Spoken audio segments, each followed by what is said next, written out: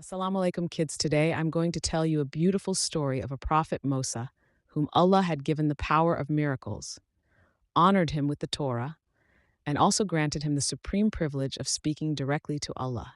And this is the story of fortuitous meeting between Prophet Musa and Al-Khidr, revealed in verses 60-82 of Surah Al-Kahf. One day, Prophet Musa delivered an impressive sermon to Bani Israel that's life.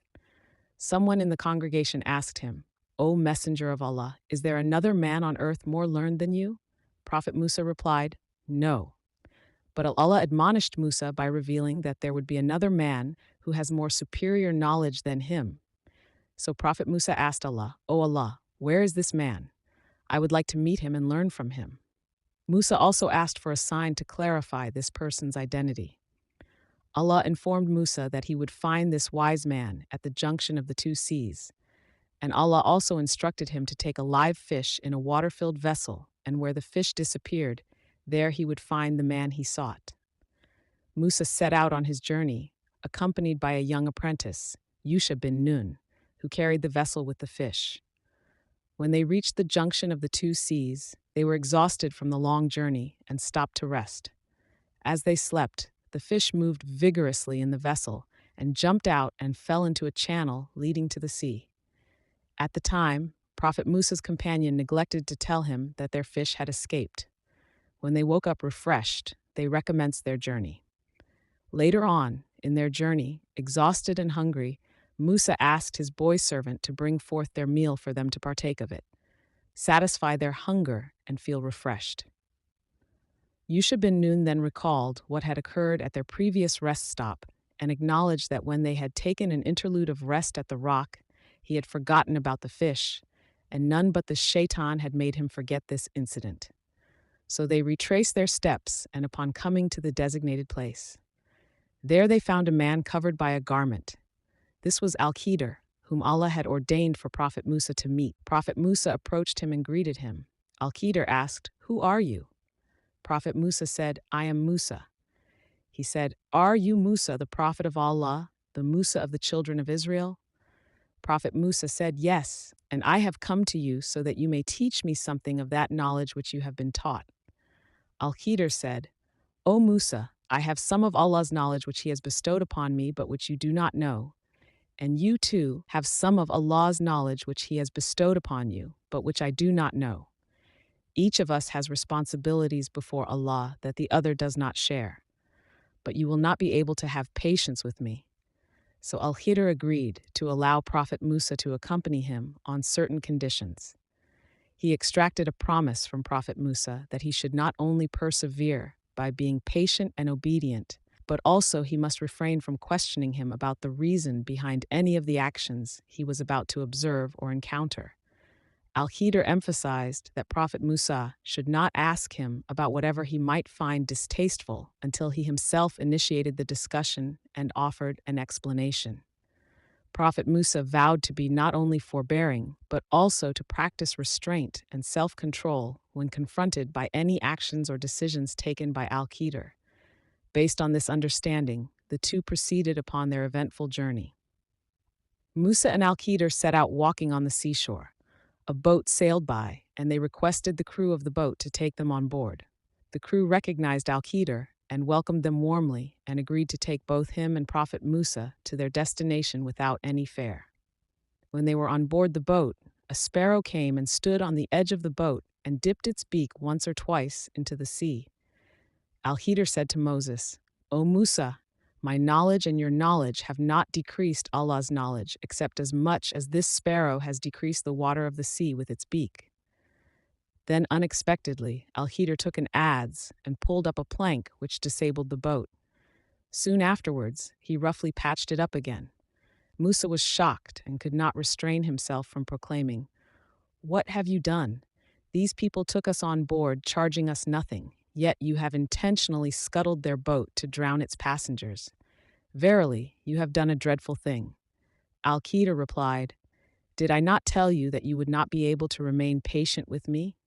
Musa was immediately regretful and replied, Call me not to account for what I have forgotten, and do not be hard upon me for my fall." Then it is said, the two disembarked from the boat, and while they were traversing the shore, they observed a young boy playing with other boys. He was the finest and most handsome of all the boys. Al-Khidr singled him out, and without provocation, he took the boy away and slaughtered him. When he observed this, Prophet Musa was appalled and horrified. So he confronted Al-Khidr. "You had slain an innocent person who had slain none. Truly a foul thing you had done." Al-Khidr reprimanded him and reiterated that he had correctly assumed earlier that Prophet Musa would have no patience with him. Upon hearing this, Prophet Musa was ashamed and realized that he had violated his trust with Al-Khidr. He fervently pleaded, "If I ask you anything after this, keep me not in your company. Thereupon you will have received an excuse for sending me away." Continuing upon their journey, they chanced upon a village. Here the two travelers, Prophet Musa and Al-Khidr, requested food and shelter. The people of this village, however, rejected the universal rule of hospitality towards the strangers.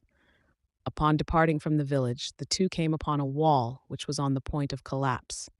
To Prophet Musa's utter surprise, Al-Khidr proceeded to repair the crumbling wall and fortified it by setting it upright again. Prophet Musa was unable to contain his anger. He was outraged that Al-Khidr had rewarded these rude and arrogant people by assisting them. The least he could have done was to ask for recompense for a job done, so that with the money gained from this job, they could have purchased some nourishment for themselves. At this point, Al-Khidr said, "You agreed after the boy was killed that if you would ask me any explanation after that, you would not accompany me any further. So this is the parting of the ways between me and you." Then Al-Khidr explained him the reasons of his previous actions. As for the boat, he explained, it belonged to poor people working on the sea. And because there was an oppressive, tyrannical king who was seizing every ship by force, Al-Khidr wished to save the boat by inflicting a defect on it, as that action would ultimately save their source of livelihood. As for the boy killed without provocation, his fated rebellious nature and arrogance, as known to Al-Khidr, would otherwise have led his righteous parents not only away from the true faith, but also towards disbelief and sin due to their love for him. Al-Khidr knew that Allah would bless them with a child who would be purer, more righteous and merciful, worthy of them. As for the wall, it belonged to two orphan boys in the town, and there was under it a treasure belonging to them. Their father had been a pious, virtuous man, and they were entitled to these riches. Allah intended that they should attain their age of full strength and take out their treasure as a mercy and favor from him. These were Al-Khidr's interpretation of those things over which Prophet Musa could not be patient. Al-Khidr said that he had done none of these actions on his own initiative, but Allah had prevailed upon him to perform the acts for a definite reason. He concluded by saying, "Such is the interpretation of those things over which he was unable to hold patience." So kids, what you have learned from this story? This story teaches valuable lessons about patience, humility, and the limitations of human understanding. It highlights the importance of seeking knowledge and guidance from those who have been blessed with a deeper understanding of Allah's plans. This story also emphasizes the need to trust in Allah's mercy and wisdom, even when his actions seem unfair or harsh. Allah Hafiz, see you soon.